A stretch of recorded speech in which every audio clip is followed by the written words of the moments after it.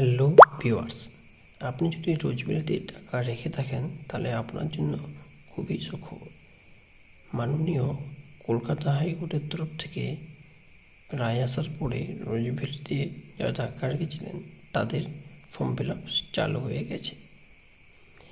আপনি যদি আবেদন করতে চান তাহলে অতি অবশ্যই আবেদন করে নেবেন। আমি ডেসক্রিপশন বক্সে এই রোজভ্যালি সাইটটার লিঙ্কটা অ্যাড করে রেখেছি।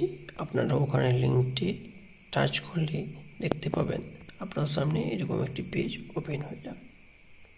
এরপর আপনাকে যে কোম্পানির নেমটা আছে এখানে আপনি যে কোম্পানির আন্ডারে আপনি টাকা জমা দিয়েছিলেন, আপনার এখানে যে অ্যানুয়ালমেন্টশিপ কিংবা আপনার এখানে যে সার্টিফিকেটটা আছে সেখানে আপনি দেখতে পাবেন যে এখানের মধ্যে যে কোনো একটি কোম্পানিতে আপনি টাকাটা জমা দিয়েছিলেন। তো আপনি যে কোম্পানিতে টাকাটা জমা দিয়েছিলেন সেই কোম্পানির নামটি আপনি সিলেক্ট করে নেবেন। তারপর আপনার যে নাম ফার্স্ট ইনভেস্টার মানে আপনার যে নামটা দিয়ে লিখে আপনি জমা করেছিলেন সেই নামের স্পেলিংটি এখানে লিখতে হবে। হ্যাঁ, নামের স্পেলিংটি কিন্তু আপনি ওখানে যা ছিল তাই লিখবেন।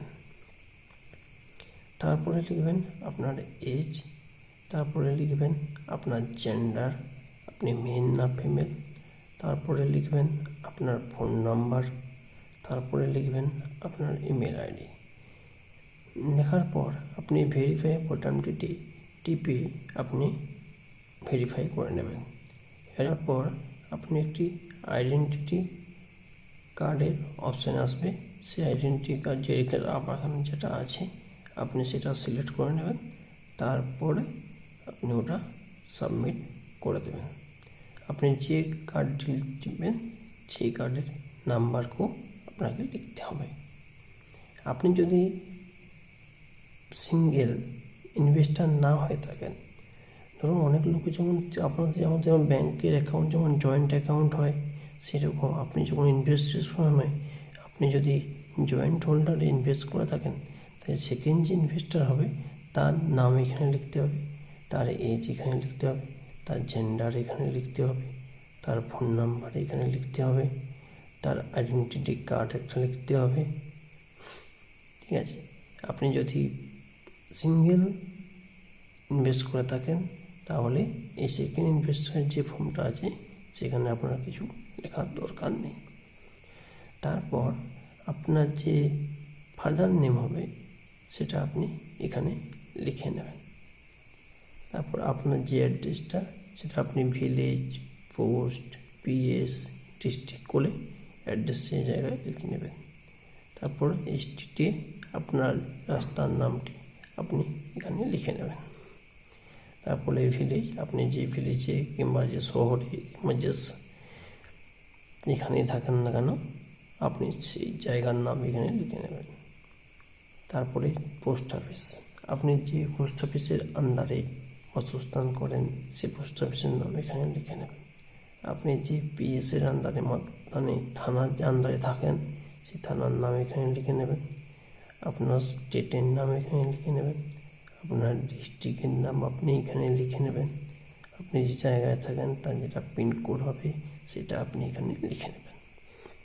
লিখে নেওয়ার পর দেখতে পাচ্ছেন যে আপনার এখানে ব্যাঙ্ক অ্যাকাউন্টের ডিটেলস করছে।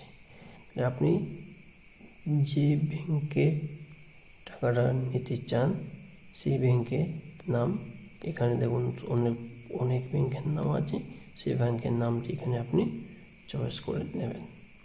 তারপর আপনি ব্যাংকটি যে ব্রাঞ্চের সেই ব্রাঞ্চের নাম এখানে লিখে নেবেন। আপনার যে ব্রাঞ্চ কোড সেটি আপনি এখানে লিখে নেবেন। আপনার যে সেভিংস অ্যাকাউন্টের যে নাম্বার সেটা আপনি এখানে লিখে নেবেন। আপনার এমআইসিআর যে ব্যাংকের নাম্বারটা আছে ওটা আপনি এখানে লিখে নেবেন। আইএফএসসি কোড ব্যাংকে যেটা আছে সেটা আপনি এখানে লিখে নেবেন।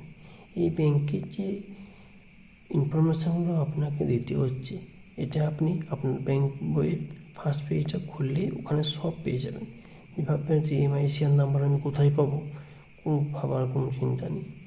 আপনি আপনার যে পাসবুকটা আছে তার ফ্রন্ট পেজটা খুললেই আপনি এগুলো সবই ওখানে পেয়ে যাবেন। তারপর আপলোড করতে হবে ইনভেস্টমেন্ট ডিটেলস। এই শিডিউল 1-এ আপনাকে ইনভেস্টমেন্টের সার্টিফিকেট নাম্বার ও বন্ড নাম্বারটা লিখতে হবে।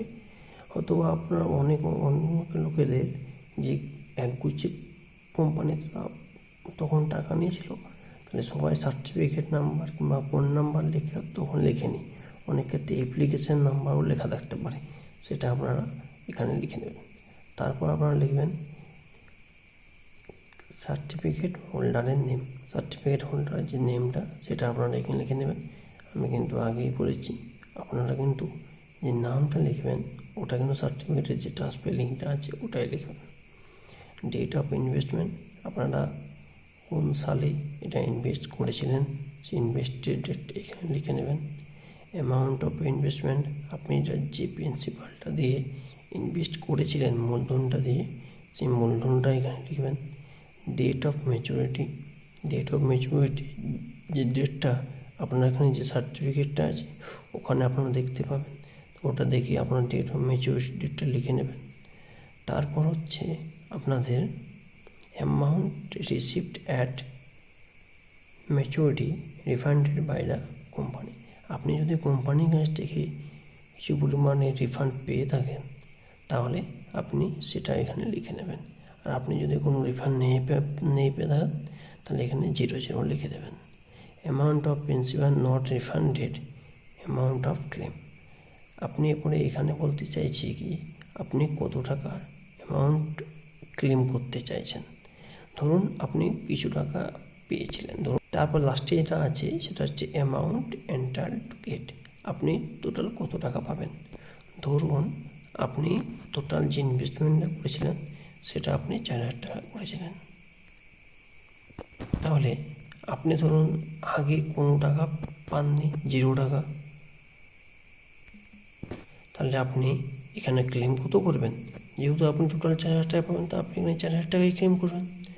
আর ধরুন আপনি আগে কোম্পানির থেকে কোনো সময় 2,000 টাকা পেয়েছিলেন, তাহলে এখানে আপনি যেহেতু টোটাল আপনি 4,000 টাকা পান সেহেতু আপনি এখানে তখন 2,000 টাকা লিখে দেবেন যে আমি এখানে 2,000 টাকা ক্লেম করছি।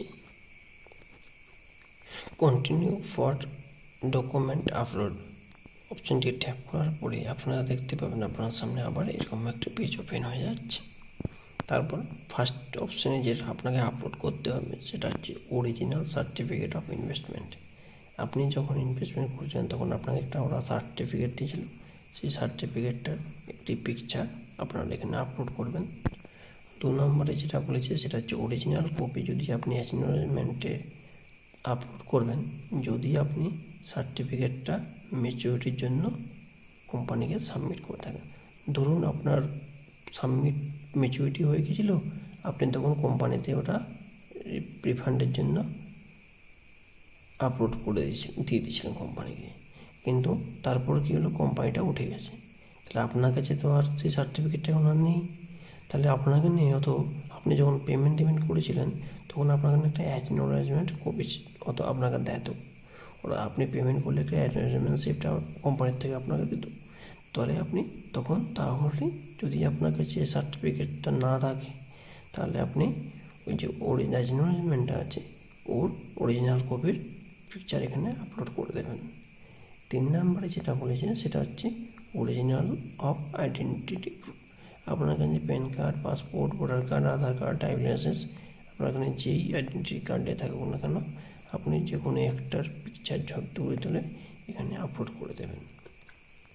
অরিজিনাল অফ অ্যাড্রেস প্রুফ, আপনার এখানে অ্যাড্রেস প্রুফের জন্য voter card, Aadhaar card, driving licence, electric bill, ration কার্ডের মধ্যে যেটাই থাকুক না কেন যে কোনো একটার পিকচার তুলে আপনারা এখানে আপলোড করে দেবেন। 5 নম্বরে যেটা বলেছে photocopy of front page of bank পাসবুককে, ব্যাঙ্ক পাসবুকের ফ্রন্ট পেজের পিকচার তুলে এখানে আপনাকে আপলোড করতে হবে। 6 নম্বরে যেটা বলেছে সেটা হচ্ছে আপনাকে একটা ফলস চেকের পিকচার তুলে এখানে আপলোড করতে হবে। আর 7 নম্বরে যেটা বলেছে এফিডেভিট, এপিডব্লিউ বলতে ধরুন আপনার আগে নাম ছিল এক, এখন আপনার নাম চেঞ্জ হয়ে গেছে। আপনি ধরুন বহু বছর আগে করেছিলেন, তখন আপনার এক নাম ছিল, এখন আধার কার্ডে আরেক নাম হয়ে গেছে। তাহলে এরকম জাতীয় কোনো যদি গোলমাল থাকে, তাহলে আপনি একটা কোর্ট থেকে এফিডেভিটের কাগজ নিয়ে নেবেন, আর সেই এফিডেভিটের কাগজটি এখানে আপলোড করে দেবেন। আর আপনাকে একটা কথা বলে দিই, আপনারা যখন এটা আপলোড করবেন, তখন আপনারা ওর নির্ণয়গুলো দেবেন না, সেখানে কোনো স্পেস, কোনো স্পেশাল ক্যারেক্টার দেবেন না, সেখানে সিম্পল লিখে দেবেন ab.jpg, এরকমভাবে লিখবেন। আপনারা যদি কোনো স্পেস কিংবা স্পেশাল ক্যারেক্টার দিয়ে থাকেন, তাহলে যখন আপনারা এখানে আপলোড করতে যাবেন, তাহলে কিন্তু তখন কিন্তু পিকচারটা কিন্তু আপলোড নেবে না। তারপর আপনারা এখানে সাবমিট বোতামে ট্যাপ করে দেবেন। আর এই সাবমিট বোতামে ট্যাপ করলেই আপনাদের অ্যাপ্লিকেশানটি কমপ্লিট হয়ে যাবে। অ্যাপ্লিকেশান করে দেওয়ার পর আপনি যদি আপনার অ্যাপ্লিকেশানের স্ট্যাটাস জানতে চান, তাহলে আপনি আবার এই পেজটি ওপেন করবেন। তারপরে ডান দিকে যে 3টি লাইন আছে, এখানে টাচ করবেন। টাচ করলে আপনারা দেখতে পাবেন যে এখানে একটি পেজ ওপেন হয়ে যাচ্ছে এরকমভাবে সাইডে, যেখানে এই যে ইনভেস্টার লেখা আছে, সেই ইনভেস্টারে আপনি টাচ করবেন। ইনভেস্টারে টাচ করলে দেখতে পাবেন আপনার সামনে একটা পেজ ওপেন হয়ে যাচ্ছে। প্রথমে আপনি এখানে সার্টিফিকেট, যেখানে নাম্বারটা লিখতে বলেছি, ওখানে সার্টিফিকেট নাম্বারটা লিখবেন। তারপর যেখানে আরইউ হিউম্যান লেখা আছে, ওখানে 8+2, যেটা আপনার ডিসপ্লেতে আসবে, ওটা যোগ কিংবা বিয়োগ যেটাই দেবে না কেন, সেটা এখানে লিখে নেবেন। লিখলে দেখতে পাবেন উপরে একটা আপনার সার্চ বোতাম চলে আসবে। সার্চ বোতামে টিপলেই আপনি এখানে যে investor name, certificate number, investment number, status সব কিছু এখানে আবার আপনার শো করে যাবে।